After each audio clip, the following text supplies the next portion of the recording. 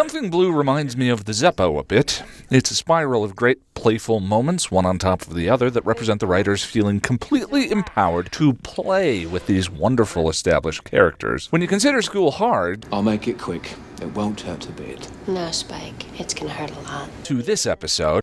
That's my girl. Stop that right now. I can hear the smacking. And that it doesn't feel cheap or unearned. Willow found her way to magic over seasons, and the haywire spell here is an expression of her grief. You really get a sense of what makes Buffy such a special and unique series. And this episode foreshadows tonally the things the show is capable of at its heights.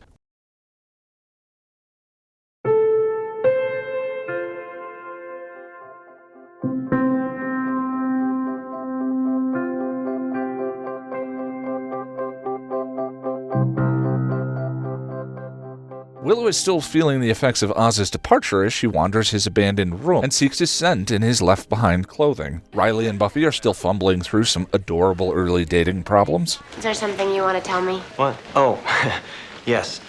I am a lesbian. And Riley inadvertently hints at Buffy's secret identity. There's a lot about you that needs puzzling out.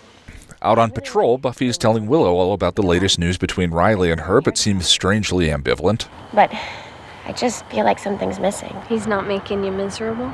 Spike is still being held captive at Casa de Giles, and Buffy is pumping him for information. Spike, unable to fend for himself, might be prolonging the situation to be taken care of, and Buffy feeding him blood through a straw out of the Kiss the Librarian mug is one of the most memorable and hilarious single images in the series. Willow is putting on a good front for her friends, and both Giles and Buffy mention how she appears to be doing better. What, are you people blind? She's hanging on by a thread. This sets up an interesting element of Spike's character that we'll touch on later. Willow returns to Oz's room again and finds it's empty. After a meltdown, she first gets drunk at the Bronze off one beer, what a lightweight. As Buffy tries to get through to her, the two of them have some surprisingly foreshadowy conversations. I just can't stand feeling this way. I know. It's just how it is. You have to go through the pain. But instead of coping, Willow once again turns to magic to solve her grief. We've been here before with Lover's Walk and Wild at Heart. And the pairing here of Willow turning to both alcohol and magic to numb her pain is the strongest metaphor for magic as vice since Giles revealed he once abused black magic to get high in the Dark Age. The spell doesn't appear to do anything. The next day, Giles comes to check on Willow, and in a fit of frustration, she tells him he doesn't see anything, causing Giles to lose his vision. Spike escapes from the impaired Giles, and Buffy has to leave Willow to go and find him. When she does, Willow once again accidenta spells, this time sending Buffy right to him. The accidenta spells trigger Spike and Buffy into a hilarious romance and engagement, and Xander into a demon magnet. After one of the most insanely delightful set of scenes on the show, the gang figures out that Willow is the cause of the mayhem. Anya's old boss, DeHoffrin, played by Andy Umberger, making his second appearance in the Buffyverse this year after playing the psychic surgeon in the Angel episode I Fall to Pieces, brings Willow to his dimension and offers her a job as a vengeance demon. Will turns him down, and everything returns to normal. Will guilt bakes that evening.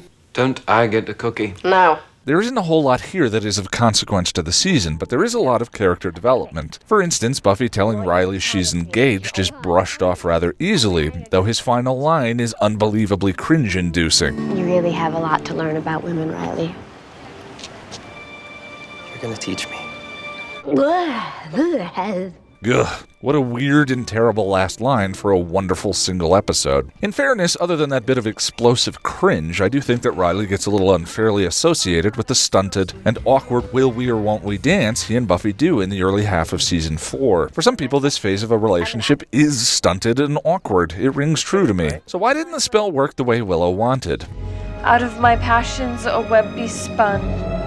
From this eve forth, my will be done. Well, the key word being passions. She can't affect the book because it isn't something she feels passionate for. And when she wills that her heart be healed, well, there's an inherent contradiction to emotionally not wanting to feel any emotions. She doesn't actually feel passionately yet about wanting to heal. Her actions leading up to the scene, including with the alcohol, are all a passion for denial, not healing. Now, the thing that Willow feels passionately for is Oz, and had any of her wording included him in this episode, things might have gone differently. Regardless of whether she intended the spell to affect just her, as opposed to the previous time she used magic for selfish ends, a pattern around Willow's ability to cope continues to emerge. And I love the double meaning inherent to her conversation with Buffy midway through.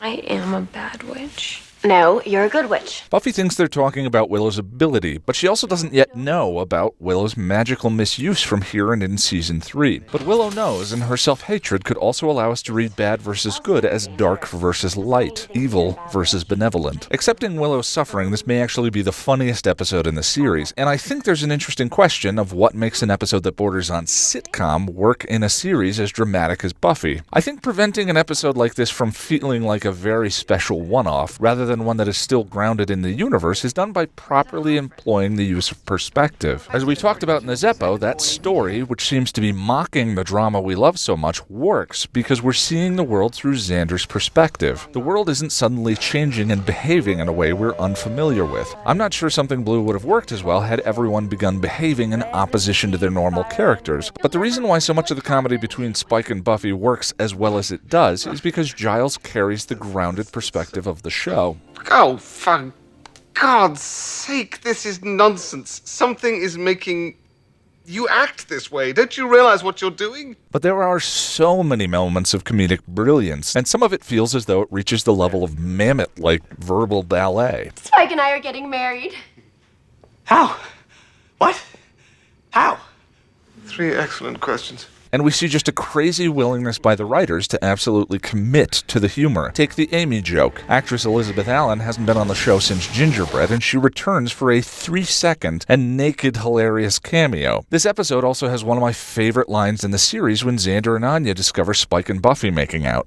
Can I be blind too? Though it's less funny if you really think about it. The episode was written by Tracey Forbes, writer of the major hits Beer Bad and Where the Wild Things Are. Douglas Petrie is listed as the executive story editor on this one, and given the standout goodness of it, it seems likely that he had a major hand in it. As usual, the title has a nice double meaning. Something Blue is from an old folk rhyme detailing what a bride should wear at her wedding for good luck. Something old, something new, something borrowed, and something blue. Blue is also a synonym for depressed, in this case Willow. In keeping with the Scoobies acting as a metaphorical model for Buffy, it's no surprise then that in this episode what is up for Willow is letting go. As let's not forget, Buffy has just returned from LA, visiting Angel and the events of I Will Remember You, which she comments on in the episode's opening.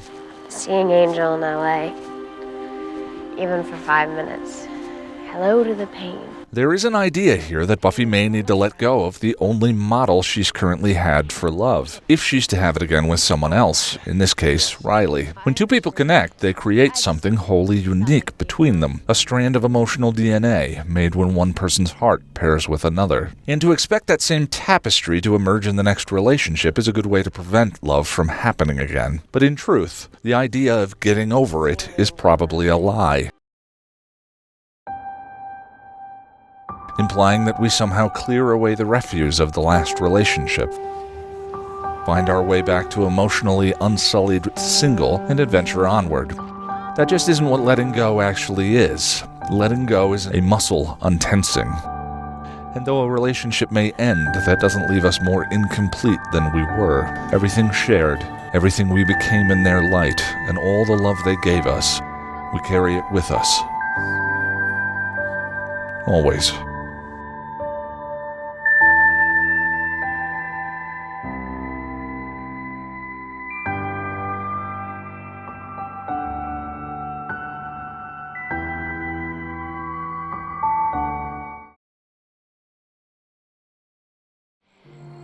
I'm cookie dough. Don't I get the cookie?